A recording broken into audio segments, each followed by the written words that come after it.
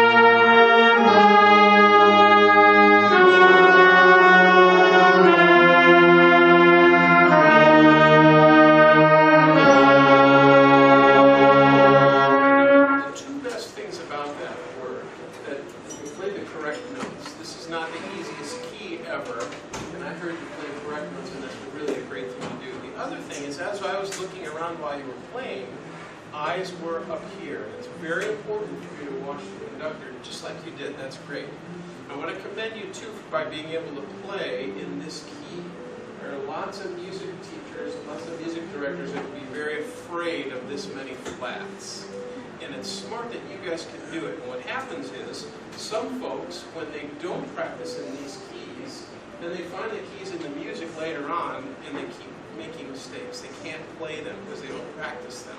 So it's really great that you guys at your ages are able to play something like this. Now, let's try that one again. And what I'd like you to do this time is to play with even a more beautiful blended tone, the sweetest sound that you can get. I was just told that there's some students that need to get instruments that are locked.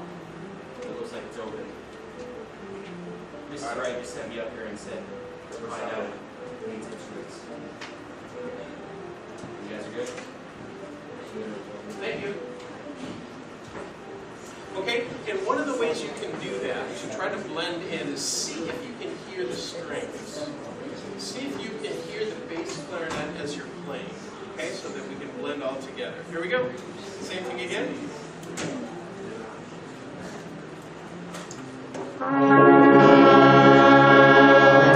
It's already better. Okay, let's come in together.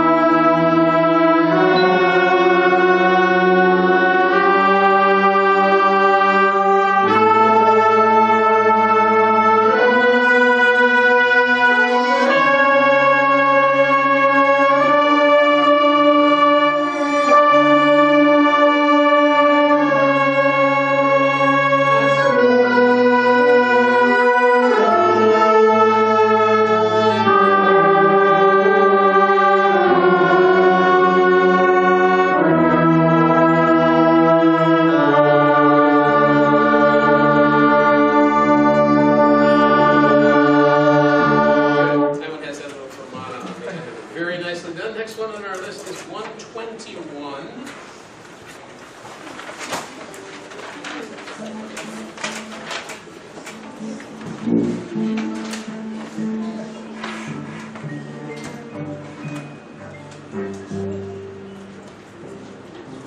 121, even more flats. This is great. Let's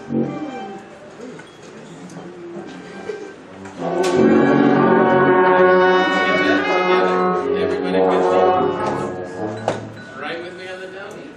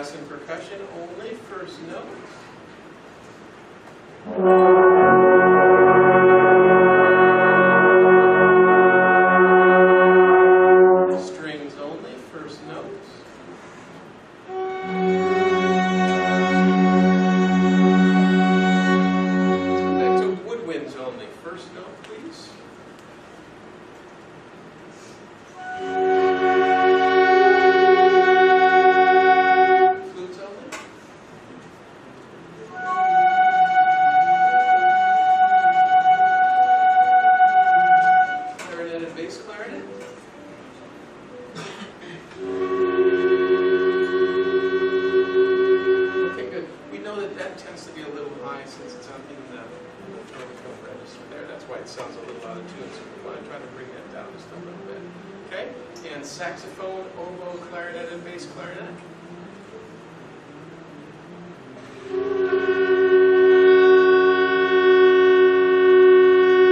Yeah, so we're going to try to bring that down too, just a little bit on the sharp side of the oboe part too. Okay, so we'll try to see if we can have that come down. All right, next one on our list is, I think it's 13th.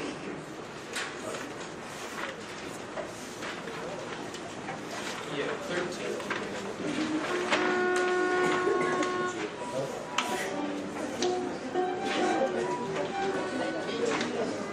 And let me ask you a question. In the percussion parts, do you guys get to play on this one? It looks like there's a real percussion part on this particular one. Or do you usually not play on these? Okay, so you guys will be ready. In fact, if it would help you, you can get set up for lesson, which we'll do in just a second. Okay, 13, please. We'll do this one in 4/4 time as well. Okay, 13.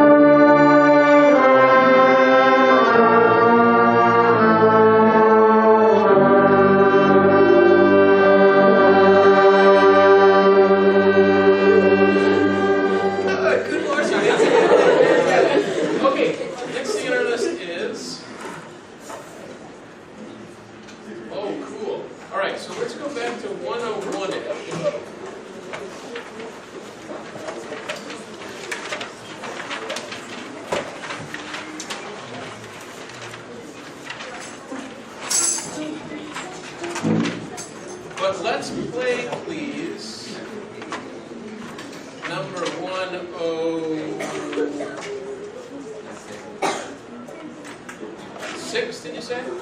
Okay, 106. That sounds good. Hey, don't practice it. Let's just do it. We're doing it together. I'm going to count it off for you. I'm going to give you 3 counts and we're on 106. 1, ready, play.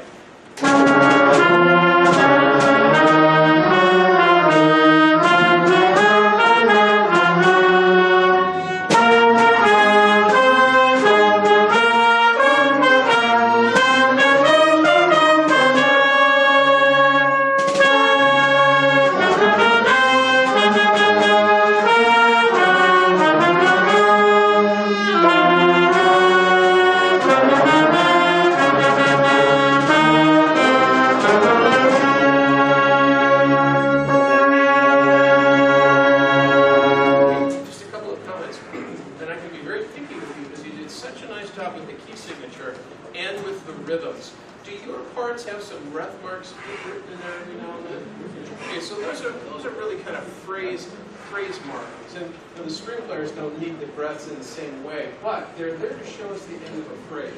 And even if you're playing a string instrument or piano or percussion or whatever, you want to do that, and we'll often even take a breath there even if you don't really need it, to show that it's the end of a phrase, and that helps it to be more interesting for the audience.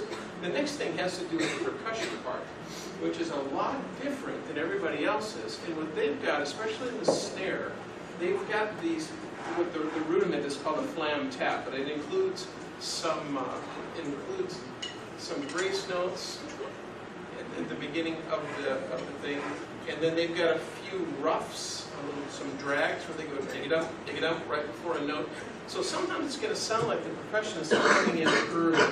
And I'm just telling you so you know they're not really coming in early. That's what they're supposed to do with their flams and the grace notes and stuff that they have through there. Okay? So you guys can be even a little bit stronger in percussion. Now that we know that's going to happen so that it won't cause us difficulty. Try it again, please, beginning. 106. 1, ready, play.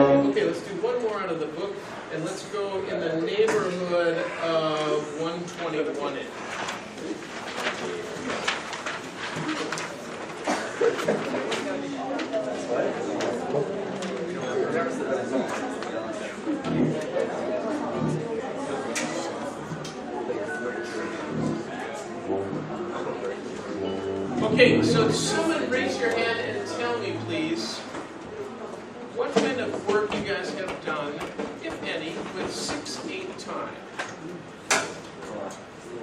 Have you done? Someone raise your hand and tell me, what have you done with 6/8 time?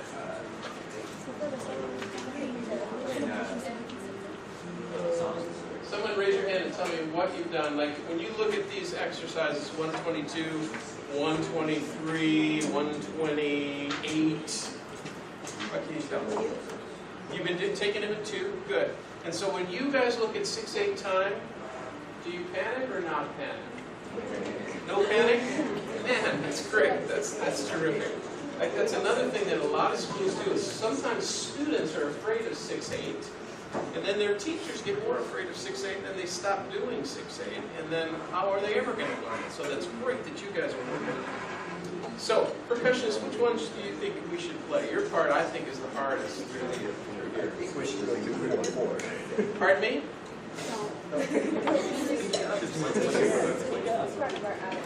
You think we should do 124, did you say?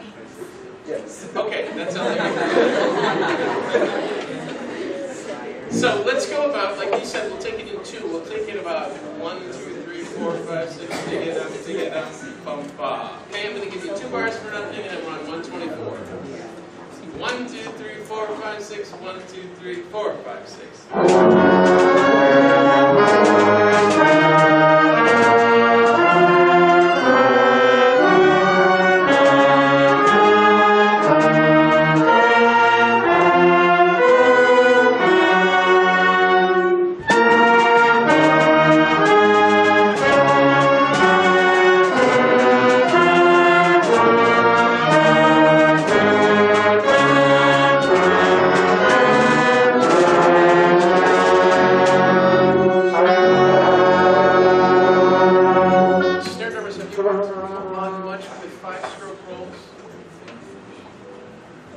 Not too much? Okay, so in an exercise like this, what I would do is I would identify where those eighth notes are. I'd be trying to figure out where the 1, 2, 3, 4, 5, 6 goes. And if I needed to leave out some of those rolls in there, I would do that so that I could focus on the eighth notes going through. Okay? What you guys don't know is while you're playing all those dotted quarter notes, those guys have 16th notes and slurs and rolls all at once. So their part is about 3 or 4 times faster sounding than everybody else's that's going on. So that's why I'm pointing out to them. And it's also important for them to know that, because it's like, wait, are we even playing the right thing? Because we have a different rhythm than everybody else going through. Okay, let's just do the first few bars of that one again. We'll do the first 8 bars. First 8 bars of 124. 2 bars for nothing. 1, 2, 3, 4, 5, 6. 1, 2, 3, 4, 5, 6.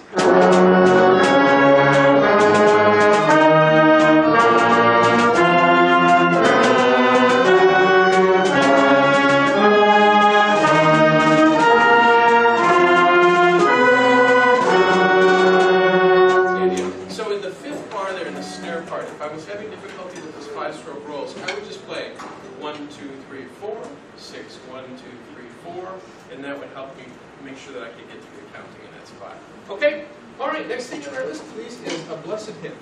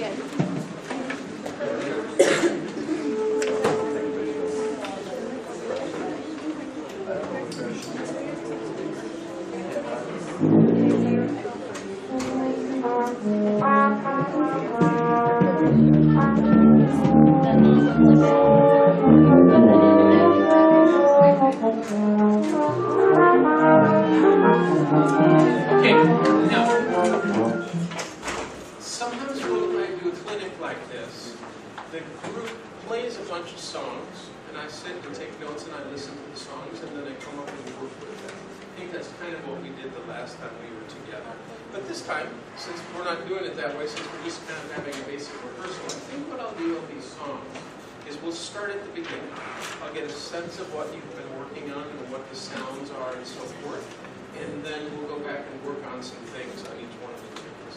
Okay? So let's start right at the beginning of the lesson. The score says it starts out with clarinets and alto sax. Strings, when do you come in for the first time? Okay, great. So are you playing flute parts? Vocal parts, fantastic. And when did the cellos come in? Bass clarinet part, great. You too? Okay, fantastic. I love how you guys do that. That's really smart. Okay, so it's nice and slow and beautiful and relaxed and gentle and not loud right at the beginning. Here we go. 1, 2, 3.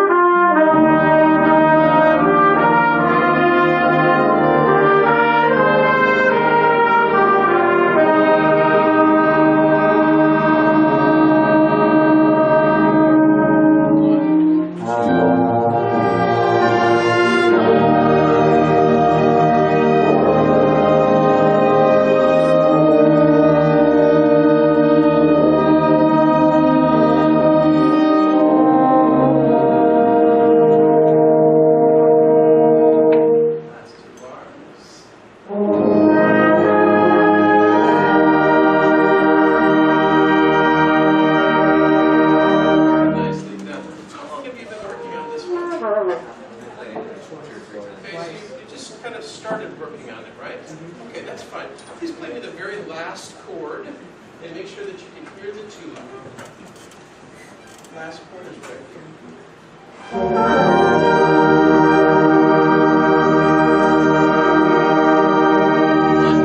Okay, let's do it exactly like that, but have a little bit more form, please.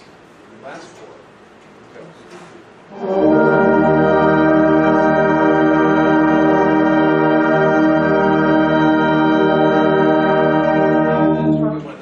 At 72. At 72, we've got a whole bunch. Most people that are playing have a dotted half note at 72, but the clarinets have a little moving part. So when we start there in just a second, I'd like you to please adjust your dynamic level so that you can hear the clarinets with their little eighth note figure here. One of the things I think that makes this whole piece challenging has to do with the rhythmic syncopation. They've got some ties in here, the arranger has some ties in here that make it really important that we count carefully. And I'll try to help you with that as we go on. One other thing I want to point out to you, and that's 3 bars from the end. Some of you have a fermata that starts on count 1, some have a fermata that starts on count 2. But the euphoniums are the ones that finally end the fermata, the baritones, right at the end of the measure. So you might be wondering, especially those of you that have the fermata at the beginning, why do I need time all the way through that measure? It's because the euphoniums have to be able to make that happen. So everybody come in where you're supposed to come in. Eventually, we'll all be on a fermata together, and then we're off. And you see that 2 from the end, you did it very well. Right at the end of 3 from the end, you've got those railroad track things. It's called the caesura. Do you know that? It's called the caesura. And so we cut off, and then we'll go on to the next thing. Okay, so we're starting at 72. Everybody's listening to be sure they can hear clarinets. Here we go. 72. 1, and ready, and play.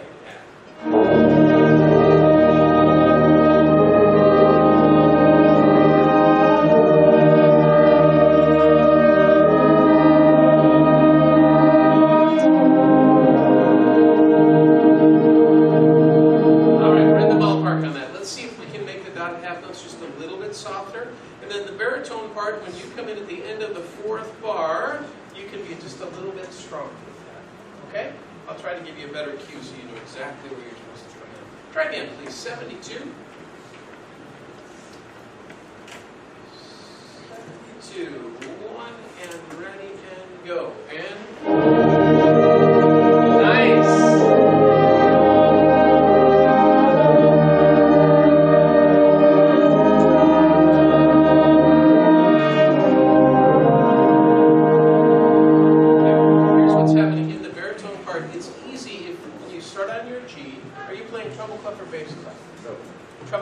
So you have an A followed by a D, the 8th notes. Okay, so it's easy when you play the A to go to the next note in the first valve and have it come out to be just a B flat.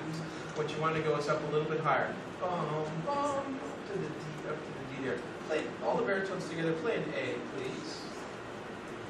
Go. Or your G, whatever you have to play the other clef. Go. There it is. Wonderful. Now go to this one. There it is. So that's your C in the bass clef part, and D in the treble. Right there, go ahead.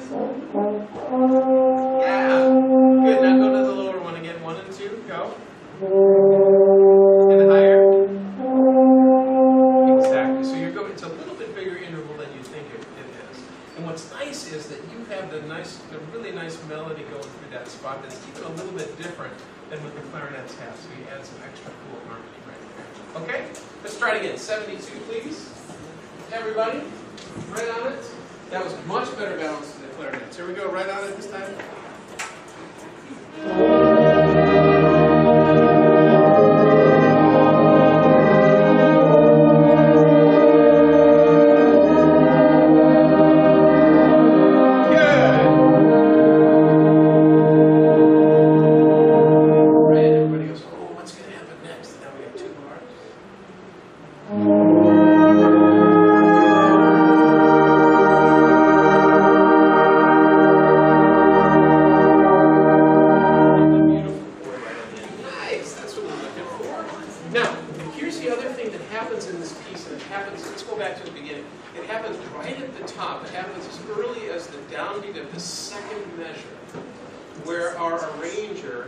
chords in these dissonances. So you're playing a note, let's see who's got it. The alto sax note is a little bit different than one of the horn notes, and the trumpet notes start to move on top of each other. So he has this all intertwined, and you're thinking from one count, oh, I must be playing the wrong note.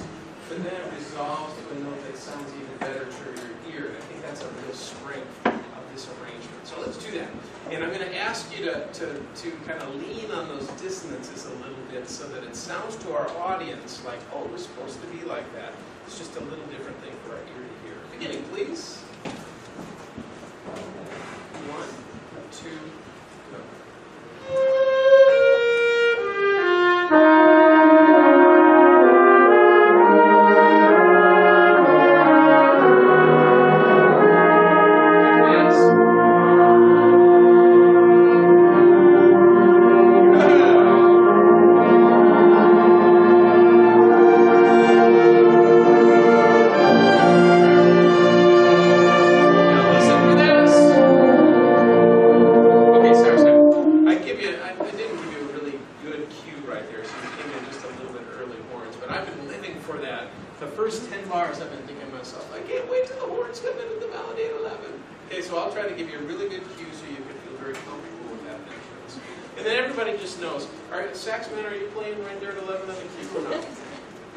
Okay, so everybody just needs to know that we are going to have sax and horn pickups into 11. And you guys know this tune, right? This is a pretty famous melody. Yeah. Right. So you're going to recognize it when it's happening here. Everybody, please begin. 4 bars before 11. Oh, I have to say one other thing. Cymbals, lady. You picked up those cymbals, and I thought, oh my gosh, gigantic crash cymbals. We're in trouble. But then you played so beautifully. What we expected. That's good. And on a piece like this, we can use cymbals. We can use stuff like that and have a beautiful sound just like you did. That's nice. And when we get to Colonel Bogey in a little while, if they're using those cymbals will be even more rhythmic that way. All right? Here we go. These 4 before 11.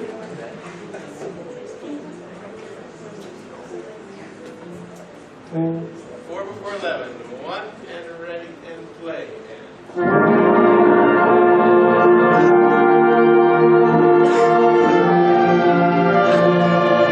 Here they come!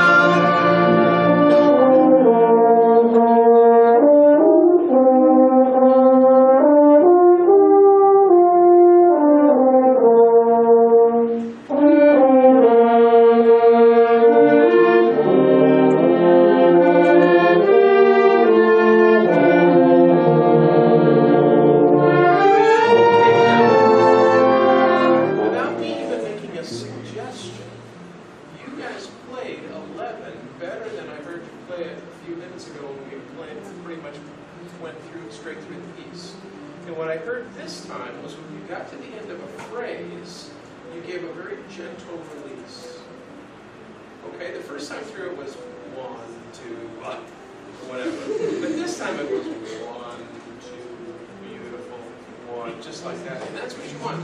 And you know how it is. If you're singing this hymn, this isn't one of the fast and furious Easter hymns, right?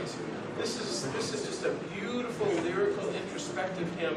So we get to the end of a phrase, and it's a gentle release, just as if we were singing in a congregation. And you played it that way, too, which was very musical, quite nice. Everybody, please begin. Let's go again, 4 before 11, just because that's an easy place to start. Okay, here we go, 4 before 11. 1 and ready and play.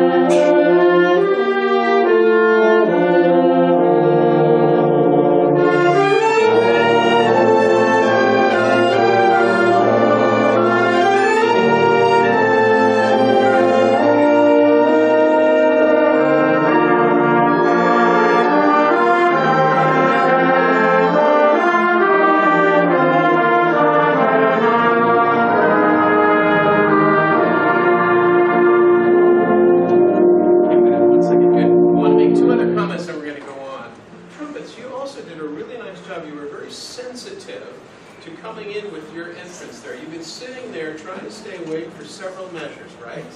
And then you come in and you join the fun a little bit before 29. It would be really easy to say, I'm a trumpet player, I'm going to come in and we're going to let them have it. But you didn't. You blended in beautifully and it still sounded like a hymn. And the same thing with the mallets. I really appreciate the fact that you guys are using fairly soft mallets for a beautiful tone on this, instead of something really hard and brass or plasticky that would be really kind of bright sounding. You blended in quite beautifully, and that was nice. And you sounded great before too, that's why I stopped right before we got here. Okay, everybody, would you please begin before 29? 1, 2, 3, 4, 5 before 29, no pickups. I'll count it off for you so it's less confusing. 5 before 29, no pickups. 1, ready, play.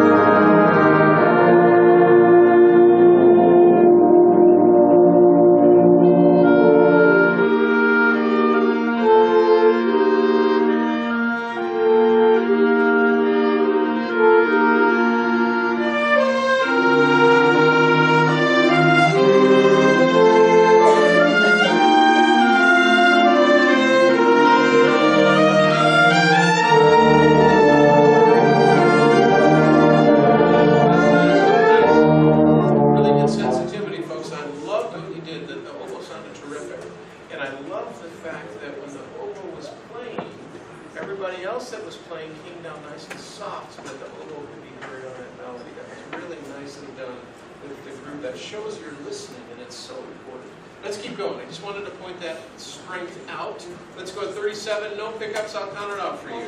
37, 1, 2, go.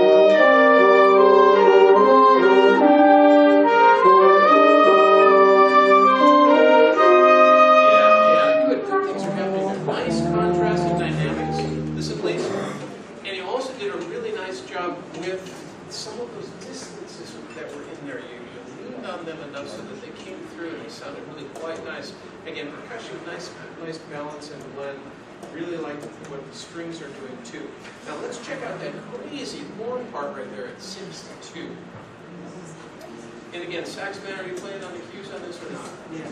Okay. So what you guys want to do right there is make sure that when you get to the half note, it gets the full value. So if I'm at 62, it's 1 and 2 and 1 and 2, 3, 1 and 2, and it's easy to get onto the next measure real soon. And that's what I want you to do right now. Everybody, please begin at 4 bars before 62, no pickups, please. 4 before 62, 1 and ready and play and...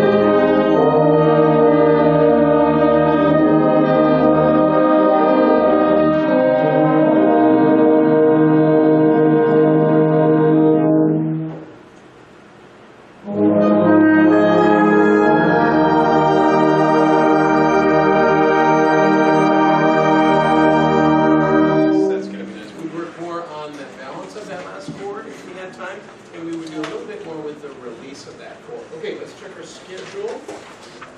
I think it would be good for us to go next to Christmas Day.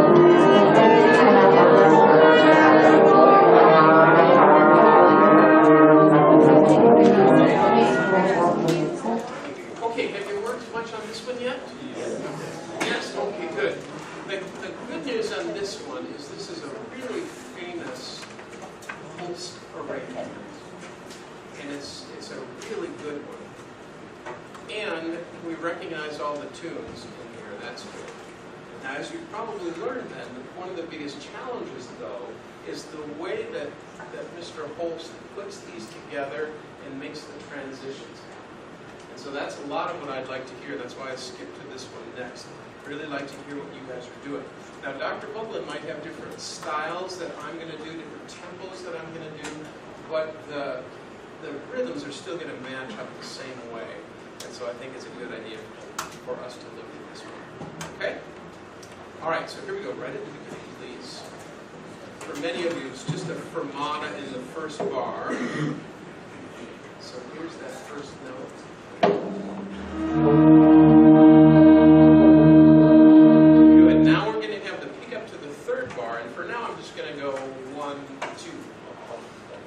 Okay, take it to the third bar. Ready, go.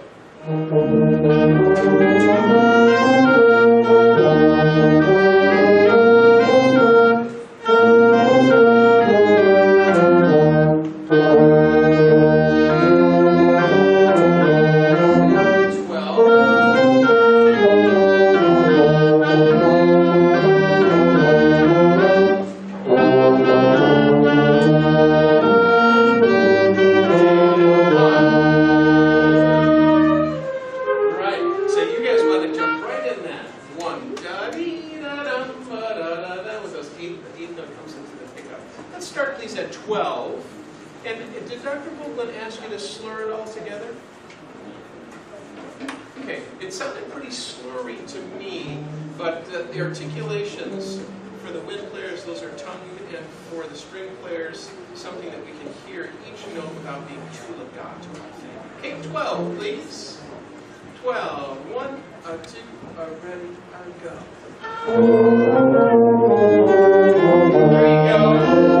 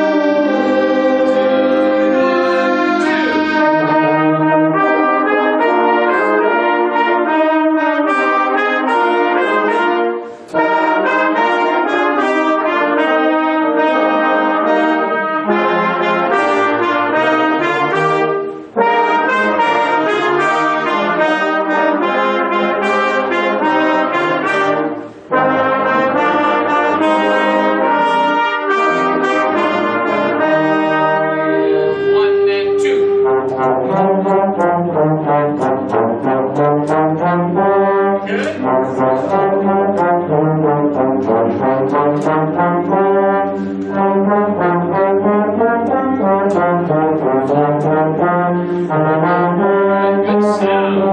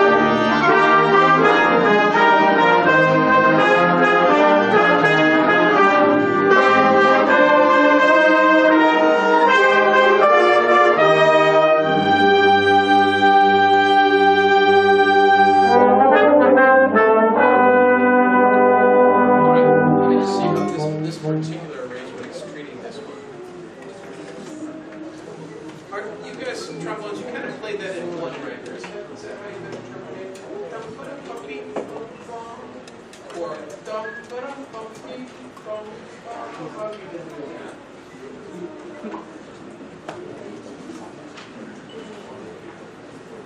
Not sure? Okay, let's take everybody at 110, and for today, and Dr. Doebler might change this a little bit, and that's totally fine.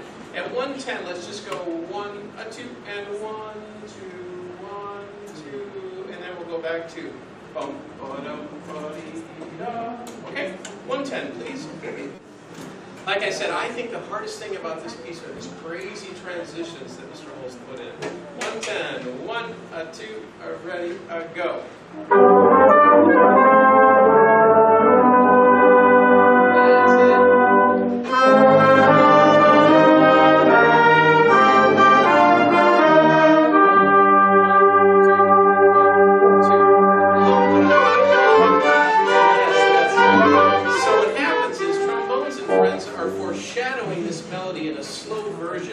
When we're at 110, and then we get to 120, it'll sound faster. So let's go about bum ba da bum beep bum bum bum bum ba da bum beep like that. Everybody, please, 120. I'll give you 3 counts for nothing. 1 and ready and go. And.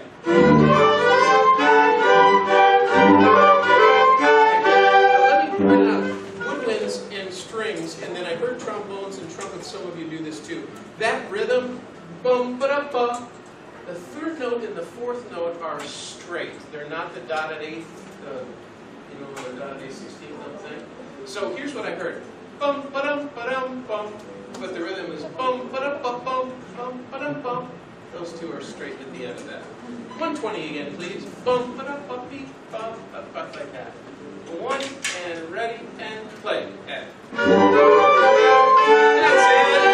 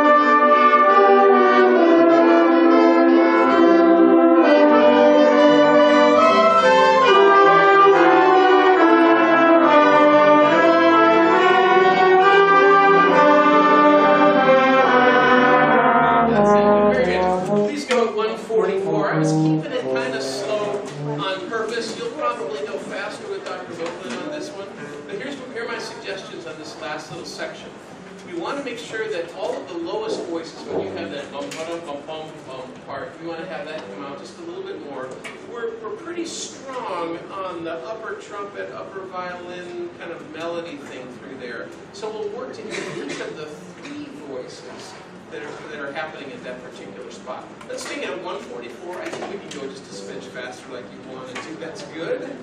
144, here we go. 1 and ready and play. And.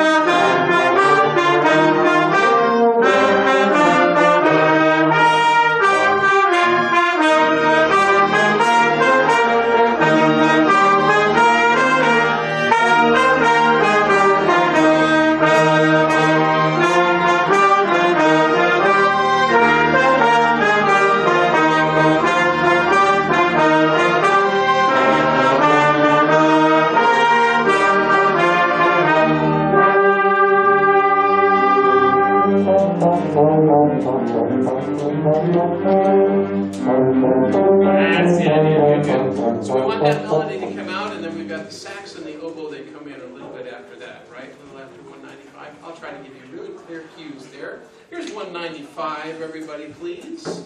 I know it starts with a long note, and then the cool solo parts come in. 195. Ready? Play.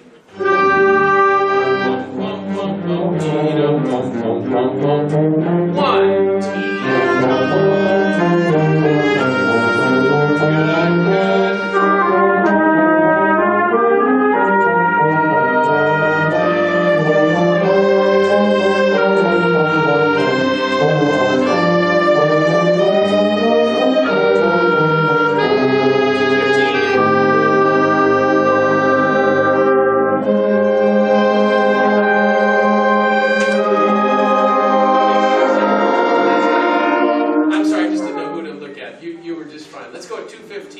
everybody's nice and soft, so the trumpet can be soft too. 215. Ready?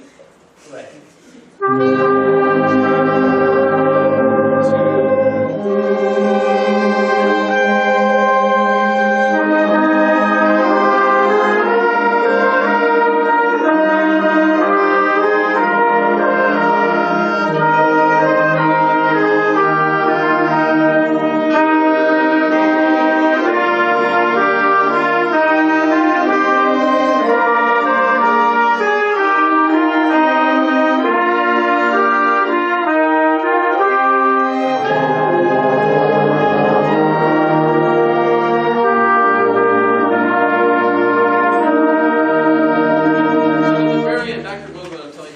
How slow he wants you to go right there, and it does get to be really slow.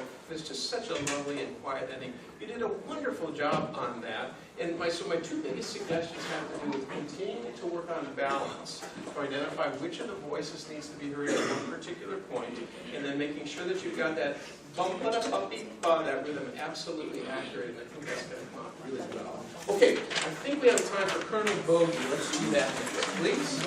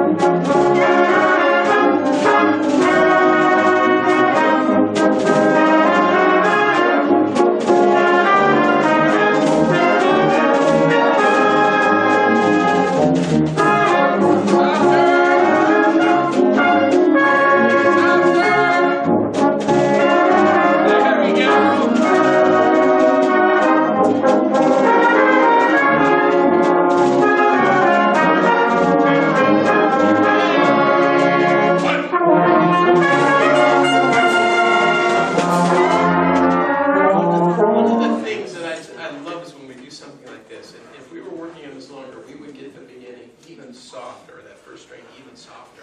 And what I really like about that is that everybody in the audience they know, oh, those guys could play a lot louder if they wanted to.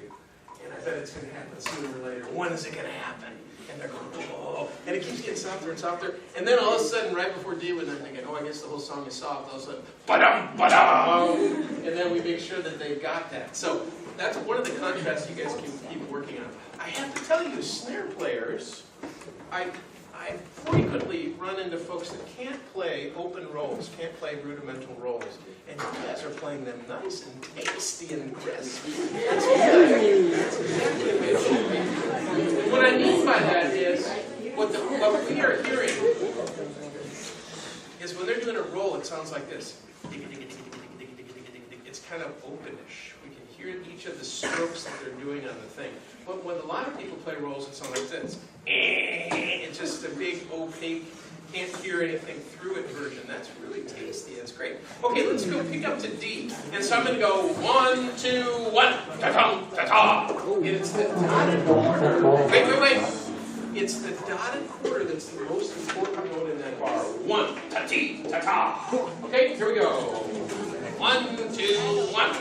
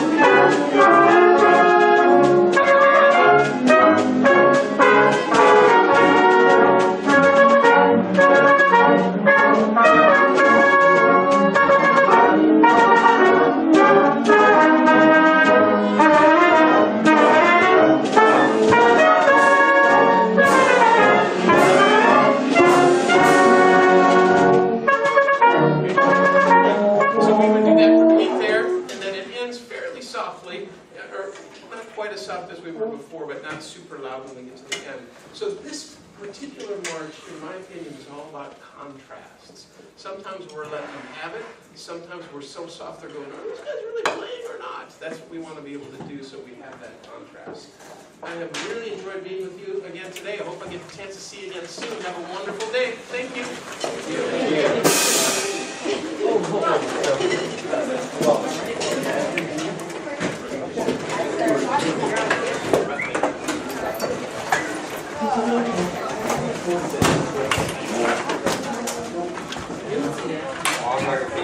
Wait, take care of your saxophone there. Hey,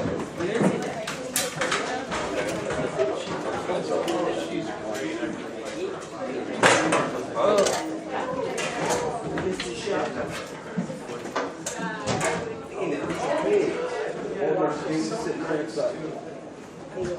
You're welcome.